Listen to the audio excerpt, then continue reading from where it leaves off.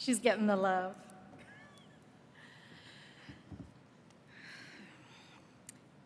If Unitarian Universalism had a faith, had a chaplain, it is Danielle Asuntag de Bona. Your service to Unitarian Universalism spans more than 30 years. And during that time, you have touched thousands of Unitarian Universalist lives in ways that are seen and unseen. If anyone in this hall has been the beneficiary of Danielle's ministry, please wave your hand, stand, or make yourself known. I see some folks. Oh my. Typically, this presentation of honors begins with a recitation of the honoree's educational degrees and qualifications. The ways in which our dominant culture recognizes those accomplishments forms a basis of the value we place on a person and their place within society. Unitarian Universalism exists within our dominant culture, and our reverence of those accomplishments is no different. But for people of color, these accomplishments are not simply indicators of class status. Your successes, first at Smith College for your bachelor's and then Ursuline College for your master's, were and are an act of resistance. Amen. You dared to imagine institutions that would have no choice but to recognize your tenacity and brilliance. You dared to bring your whole self to institutions built upon the exploitation and oppression of our ancestors. You dared to insist that your place at the table be recognized and valued. And it is that daring spirit that your Unitarian Universalist ministry embodies. In the earliest years before what we now know as diverse, revolutionary, multicultural Unitarian Universalist multicultural ministries, you were instrumental in recognizing that if we were going to confront racism within Unitarian Universalism, we needed a shared language to even discuss it. You were instrumental in creating the work around defining what anti-racism, anti-oppression, and multicultural looks like in Unitarian Universalism. Because at the time, it wasn't something that UUs really understood, and many bristled at even naming in their faith. If this looks easy because many now so easily utilize the language of anti-racism, anti-oppression, multiculturalism, we need only look at our current difficulty embracing the words around white supremacy culture. You are a steady and sometimes fiery presence in drawing UUs into conversations around ARAOMC and white supremacy, and then holding them in that space as they experience hurt, shame, anger, reflection, laughter, and resolution to begin again. Several UUs of color were consulted in writing of this commendation. Clyde Grubbs, who shares a similar Native identity to yours, shared a meaning of the name of your people, and I'm not going to say this right, help me. Wampanoag. Wampanoag. See, that's how you do it. If you don't know, you ask. He said, the Creator gives assignments to the people, and an assignment of theirs is to be greeters of the dawn, of the morning light. This is fitting for a people who live on the shores of what is now known as Massachusetts. And it is the bringing of this light to Unitarian Universalism's challenges in which you have shown. One time was at the 2001 General Assembly in Cleveland, Ohio. Folks gather here may remember that Cleveland has this little problem with his baseball team. It's a racist name. Well, you were not about to let our faithful gathering take place in a city with so clear an attack upon our Native communities. You helped coordinate the public witness event that included our siblings of faith at the United Church of Christ, and placed hundreds of UUs in protest directly outside a Cleveland baseball game. You led them through a torrential downpour. Yeah, some of you remember it. In order to give witness of our gathered commitment to justice. And now public witness events are part of GA schedules with dedicated resources giving to living out our faith in the world. In your current retired professional life. You are a palliative care chaplain at hospitals in our community. You also serve in ministry positions at congregations throughout New England, and as a stint on their Anti-Racism Program Association for the UUA. You currently serve as the board of on the board of trustees as, for the Church of the Larger Fellowship, and are a past president of DRUM. The nominating of the committee of the UUA was blessed by your constant vigilance about diversifying the membership of our committees, including your deliberate and expansive allyship for our LGBTQ community. And congregations have been blessed with you as a facilitator for Beyond Categorical Thinking workshops to help them move beyond the narrow views of what ministry looks like. You have mentored dozens and dozens of religious professionals in their ministerial formation, and no recitation of your accomplishments would be complete without the fabulous triumphs of your Pumi dogs at National Dog Show events. Follow Danielle on Facebook. But it is as a chaplain that your ministry has so beautifully flourished. Time and time again, you have offered yourself to Unitarian Universalism as the minister to come to in times of trouble, when grief is present and threatening to overwhelm, when anger is so palatable you can see it shimmering in the air, and when joy and laughter are to be found. These are the times we find you, Danielle, at the center. You've been a chaplain for General Assembly, for DRUM, for Finding Our Way Home, and now you serve as a chaplain to our own UUA Board of Trustees. Many people wonder why Unitarian Universalists of color need our own chaplain. So let's share what your chaplain ministry has been literally life-saving for so many POC. It is because you know the struggle of people of color in your essence. You too have been brought to the brink of despair in Unitarian Universalism, where any reasonable person would consider throwing in the towel, where the thought of waking up to face one more day of micro and macro aggressions is just too much, where the abuse and injury is just too much to bear on behalf of and in service to our faith.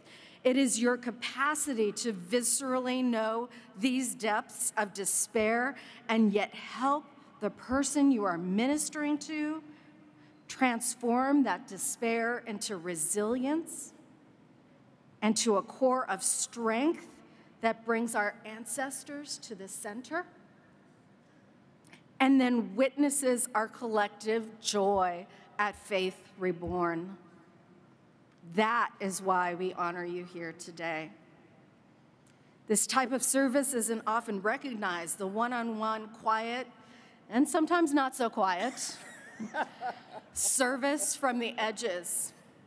So I'll ask again, after having said all of these things that you have contributed, I'll ask the faithful here gathered today, now that you have heard all the ways in which you have served our faith, who here has been touched by the ministry of Reverend Daniel DeBona? That's right. Today we celebrate and consecrate your ministry, recipient of our highest honor, the Distinguished Service Award.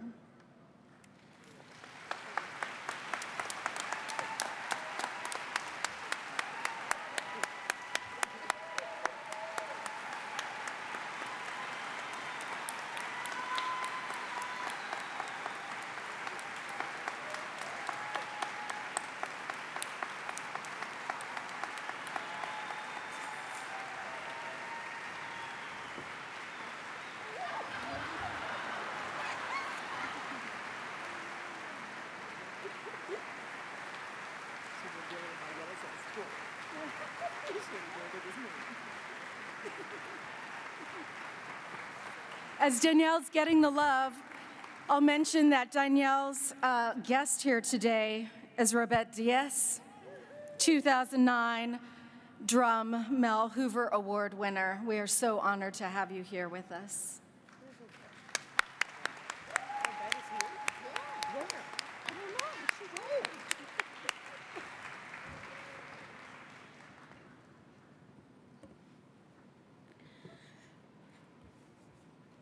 Well, first I want to say, Robette, where are you?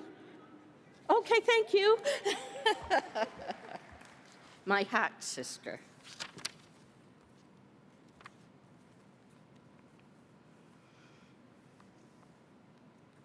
Never thought I'd be here. My father, an Italian immigrant, was Daniel Debona. Donato in Italy, but changed at Ellis Island. My mother, a Wampanoag Indian, was Helen Catherine Bates Debona. As you honor me today, you also honor them.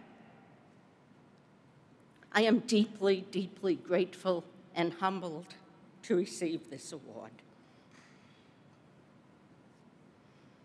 I know many of those whose names are on the Distinguished Service List, and I know that there are many people in this room who are just as or more deserving than I am, and so I am grateful. As I reflected on the Distinguished Service Award, it occurred to me that it is about service. Service, something we can all do. And sometimes there's absolutely nothing distinguished about that. Ask around. Your service is no different than my service. And it's the way that we serve each other and the way that we share this saving faith. This is truly a saving faith. I can't see what I wrote because of the tears in my eyes. Now let me tell you a story. Many years ago, as a biracial American Indian, I quickly became aware of the racism that permeates Unitarian Universalism. I became one of those angry, loud women of color that you have all come to know and fear.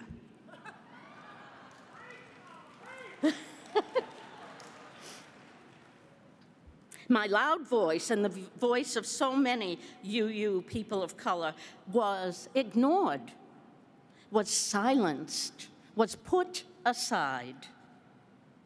But we could not be silenced. Soon I, along with so many others, were put aside. We were banished. We were shunned. Please hear that this was not happening in my community of color, who held me and loved me all these long years. And I love you all. I see you sitting here, my family. I love you too. We were put aside. We were noisy. We were loud. We were so angry. And our leaders and our church leaders did not want to hear that. And so we were put aside. And then, a miracle. Many of us were somehow rehabilitated. And I was among those who was rehabilitated, welcomed back into the circle of love and care of Unitarian Universalism. And I never left. I was just set aside. Maybe it was because I was older, tired, and my voice was weaker. And maybe my resolve was also weaker, but make no mistake, even my weak resolve is stronger than many of your resolves.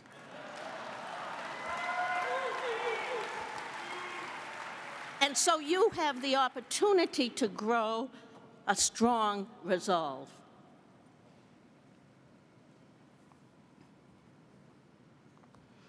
As you know, I stuck it out. And being rehabilitated, I worked my hardest to rehabilitate this faith that I love, a long, hard, heartbreaking task. Today we are at another crossroads. We are encountering another group of angry, loud, young Unitarian Universalists of color. Young as I was so many years ago, and maybe louder. They should be angry. We should be angry. Yes. They should be loud. Yes. We should continue to be loud. Yes. Because, my beloveds, although we have come a very long way, the road is long and hard, and it is uphill in both directions.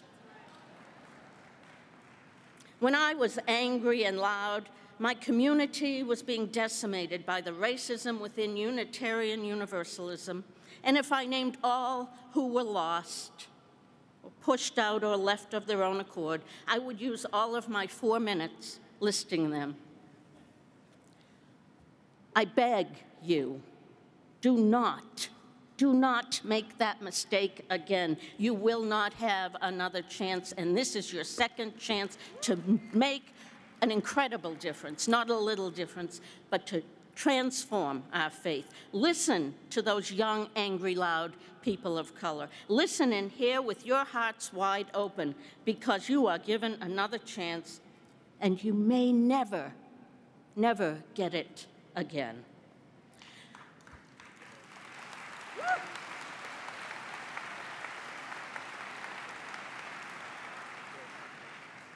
Listen. And more importantly, follow.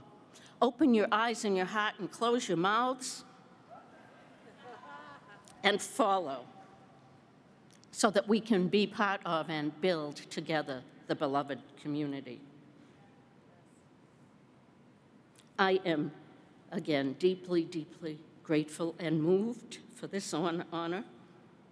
I will, for the remaining years, humbly continue to serve you. Thank you very, very much.